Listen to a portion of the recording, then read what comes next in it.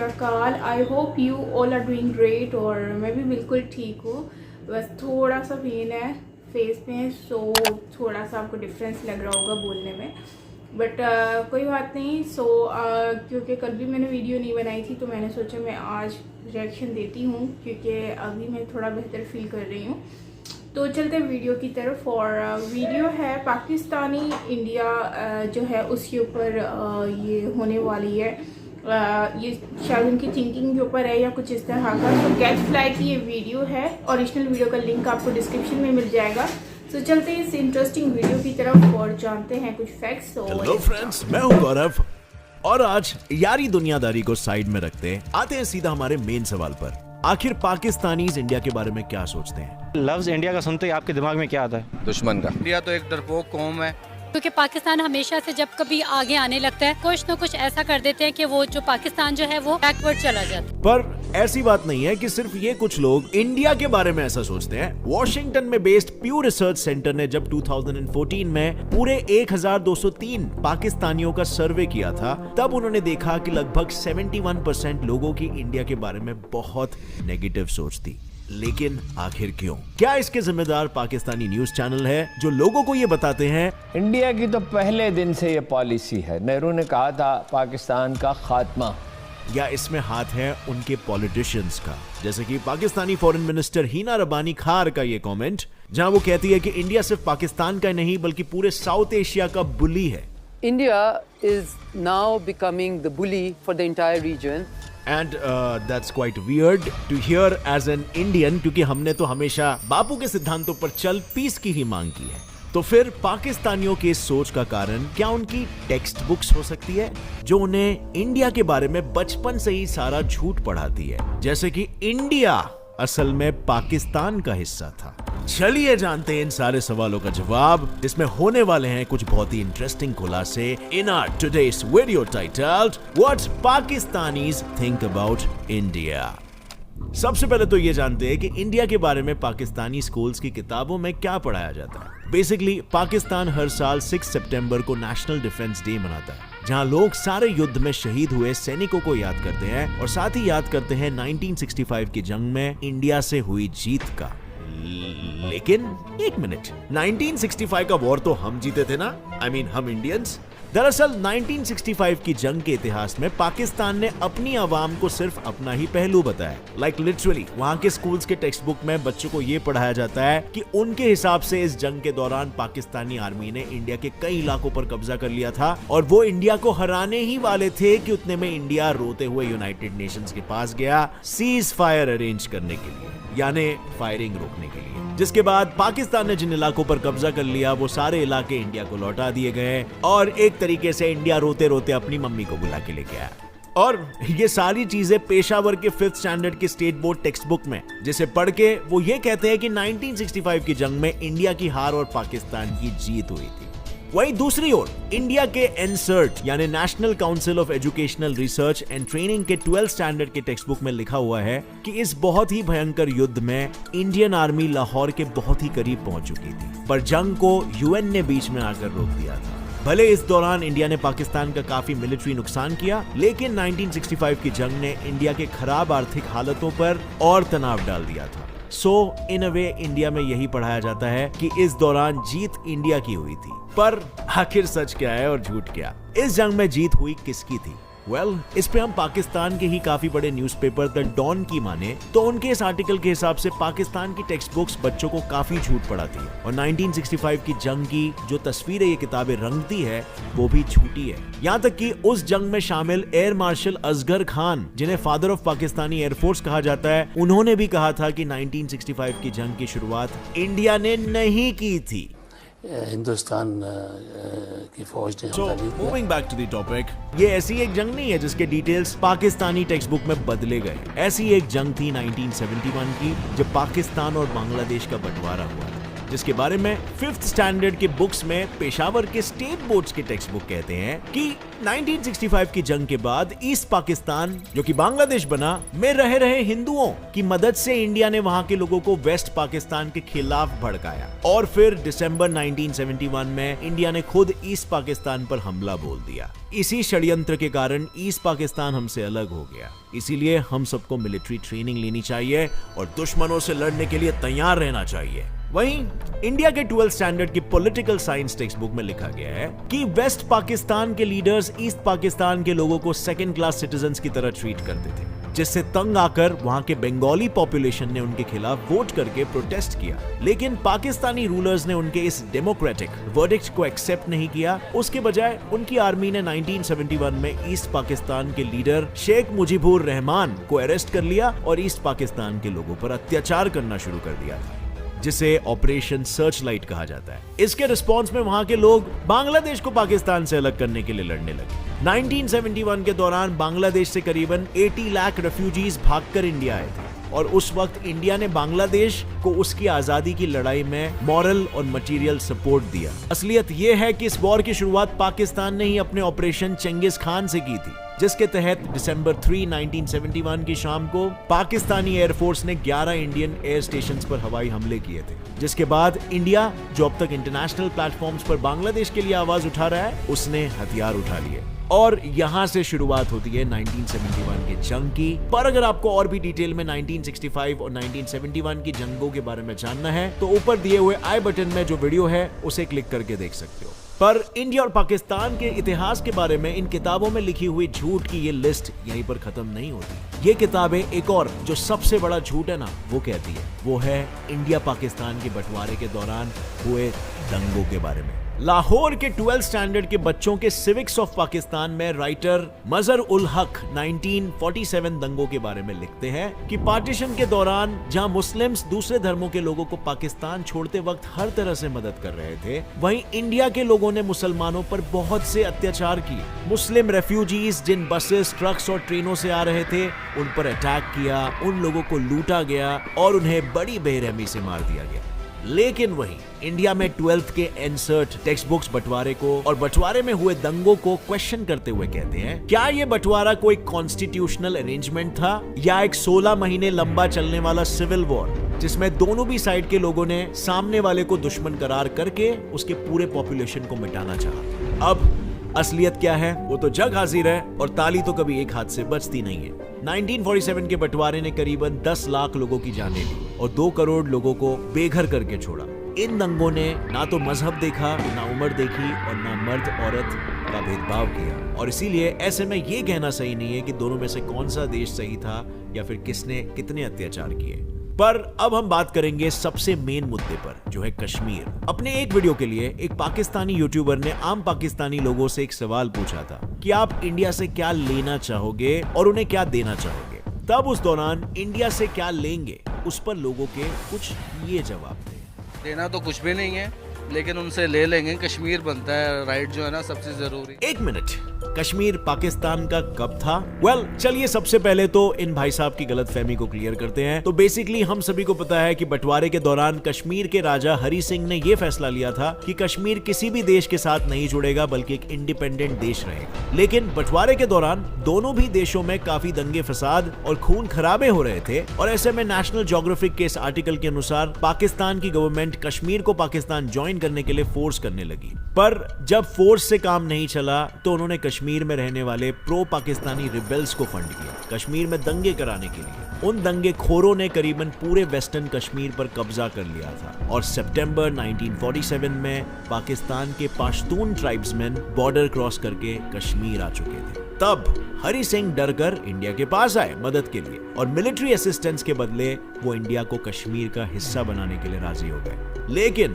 Pakistani text books ये थोड़ी बता सकती है कि हमने कश्मीर में लोगों को दंगे कराने के लिए पैसे दिए थे, तो इसीलिए वो लिखते हैं कि राजा हरि सिंह ने कश्मीरी मुसलमानों के खिलाफ एक बहुत ही वायलेंट कैंपेन शुरू किया था। पर जब पाकिस्तान की सपोर्ट से कश्मीरी लोग खुद पे हुए अत्याचार के खिलाफ आवाज उठाने लगे, तब हरि सिंह इंडिया के पास मदद लेने पहुंचे और इंडिया ने उसकी मदद भी की। अगर कुछ लेने वाला है तो वो कश्मीर है, वो भी हमारा है। हम इंडिया से सिर्फ कश्मीर ले सकते हैं, उसके अलावा उनके पास कुछ नहीं है, वो भी हमारे। तो भैया कब था कश्मीर पाकिस्तान का? दूसरी चीज जो काफी सारे पाकिस्तानी इस कश्मीर के बारे में सोचते हैं वो ये है, दिमाग में लफ्ज इंडिया सुन के सबसे पहले ये आता है कि वो कश्मीरियों को क्यों आजाद नहीं कर सकते। लेकिन अगर हम इंडिया के होम मिनिस्ट्री की माने तो आर्टिकल 370 के रद्द होने के बाद टेररिस्ट इंसिडेंट्स 2019 से लेकर अब तक 59% तक कम हो चुके हैं। इन 2 सालों में सिर्फ 59 लोगों की जानें गई हैं, उसमें भी कोई सिविलियन नहीं है। और JNK के पुलिस हेड्स के अनुसार इसके पीछे का कारण ये है कि यहाँ के यूथ का मिलिटेंट ग्रुप्स में शामिल होना ऑलमोस्ट 50% से भी ज्यादा कम हो चुका है। प्लस जो LOC है ना, लाइन ऑफ कंट्रोल, उस इलाके में जो लोग रहते हैं उनका भी कहना है कि इतने सालों में पहली बार उन्हें बॉर्डर के पास रहकर चैन की सांसें लेने मिल रही है, क्योंकि LOC पे भी वायलेंस कम हो चुका है। For the first time they can breathe freely in these areas which are very close to line of control. पर पाकिस्तानी लोगों के आंखों की पट्टियां तो तब खुली जब सस्टेनेबल डेवलपमेंट पॉलिसी इंस्टीट्यूट ने 2016 में पाकिस्तानी टेक्स्ट बुक कंट्रोवर्सी को लाइमलाइट में लाया। उनके हिसाब से 1970 से पाकिस्तानी स्कूल टेक्स्ट बुक्स को बहुत ही सिस्टमैटिकली एंटी इंडिया बना रखा है। काफी सारे हिस्टोरिकल इवेंट्स को निकाल के और गलत इंफॉर्मेशन लिख के लोगों के दिमाग में ये चीज फैलाई जा रही है, जिससे वो लोग भी ये बिलीव करने लगे इन झूठे फैक्ट्स पर। अब ऐसा पाकिस्तानी गवर्नमेंट क्यों कर रही है, आपको क्या लगता है? वेल, इसकी शुरुआत तो तब हुई जब 1970s में जनरल मोहम्मद जिया उल हक की पाकिस्तान पर हुकूमत थी और वो पूरे देश का इस्लामाइजेशन करना चाहते थे। इसीलिए उनके 1979 की एजुकेशन पॉलिसी ने स्कूल टेक्स्ट बुक्स की काया ही पलट दी। उन्होंने सब हटा के सिर्फ वही कंटेंट रखा जो बच्चों को इस्लामिक थॉट और इस्लामिक आइडियोलॉजी के बारे में बताए।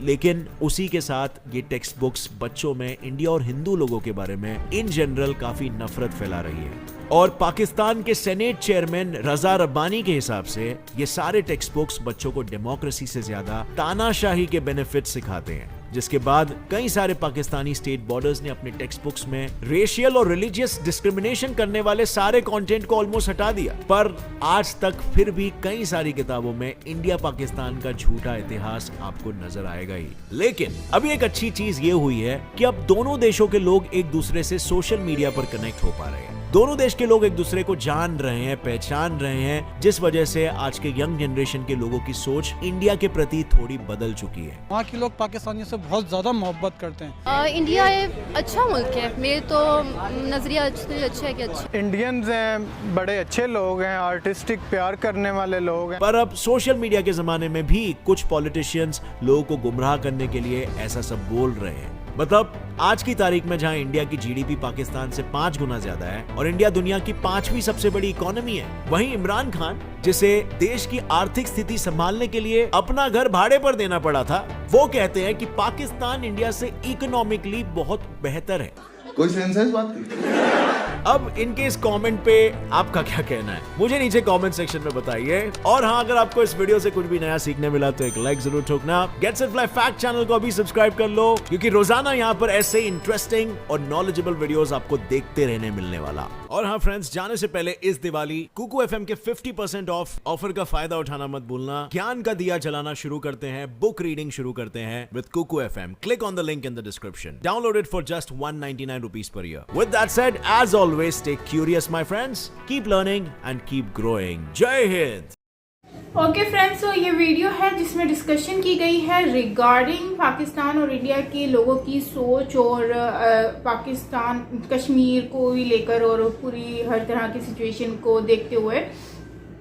तो सबसे पहले तो बात करें तो इसमें जो ज़्यादातर बात की गई है, एक तो पाकिस्तानी लोगों की सोच की कि वो इंडिया के बारे में क्या सोचते हैं, दूसरा पाकिस्तान की बुक्स में क्या पढ़ाया जाता है इंडिया के मतलब के बारे में, और जो वॉर्स हुई थी इंडिया पाकिस्तान की तो उसके बारे में जो है वो एक्सप्लेन किया जाता है। तो क्या एक्सप्लेन किया जाता है, तो इसमें हमने देखा कि जो बुक्स की बात अगर हम करते हैं तो सही कह रहे हैं कि हम बुक्स के अकॉर्डिंगली बहुत कुछ नेगेटिविटी जो है वो पढ़ाई जाती है, जिसकी वजह से जो है वो बच्चों को तो नहीं ना पता, उनके जो बीज बोया जाएगा वही काटेंगे।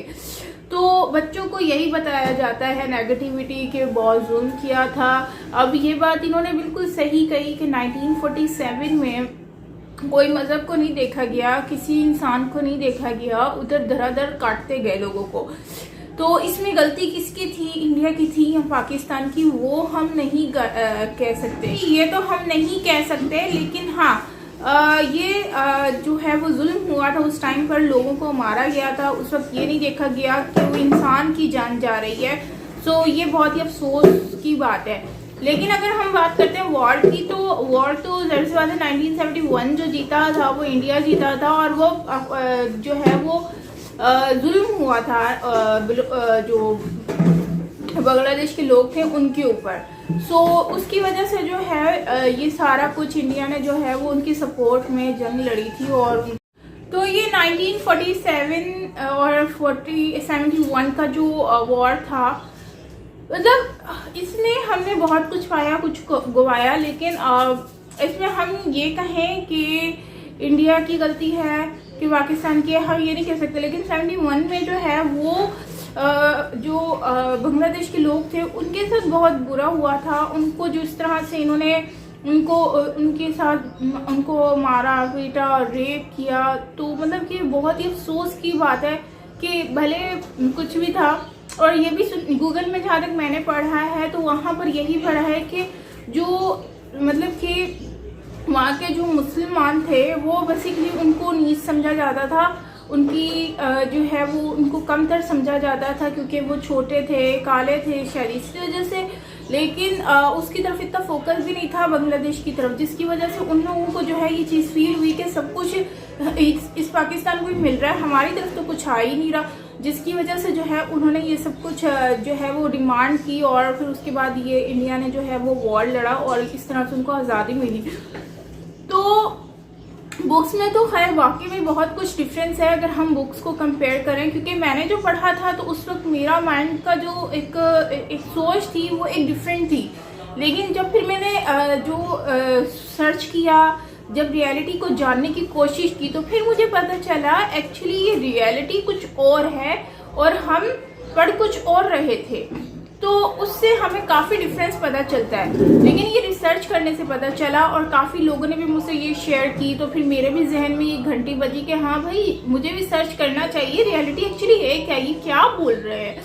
तो जब मैंने सर्च किया तो मुझे पता चला कि ये रियलिटी ये है। तो इस तरह की चीज़ें हमें पता तब चलती हैं जब हम रिसर्च करते हैं। दूसरा, सोशल मीडिया की बात करें तो सोशल मीडिया में हमने देखा है कि पाकिस्तान में जो है पहले बहुत ही ज़्यादा मैं अपनी पर्सनली एक बात कर सकती हूँ फॉर एग्जांपल कि आई वाज आल्सो थिंकिंग कि इंडिया के लोग जो हैं वो इस तरह के होंगे, नेगेटिव होंगे। मतलब कि अगर हम विजिट करते हैं इन इंडिया सो उनका behaviour, attitude towards us as a Pakistani, उनका बिहेवियर अच्छा नहीं होगा। लेकिन जब हमने जब सोशल मीडिया में हम इंडियन से कनेक्ट हुए, उन लोगों से हमने बातचीत की, तो हमें आइडिया हुआ कि यार इंडिया के लोग तो अच्छे हैं, वो फ्रेंडली भी हैं और हर कोई एक नहीं होता। देखो ये 5 फिंगर्स हैं, सो 5 फिंगर्स आर नॉट इक्वल, कोई छोटी है कोई बड़ी है। सो इसी तरह से लोगों की सोच भी कुछ छोटी होती है, कभी बड़ी होती है। तो मेन चीज़ ये है कि अच्छे लोग भी थे सोशल मीडिया पे, बुरे लोग भी थे। सेम वैसे ही पाकिस्तान में भी लोगों की सोच काफ़ी चेंज हुई है।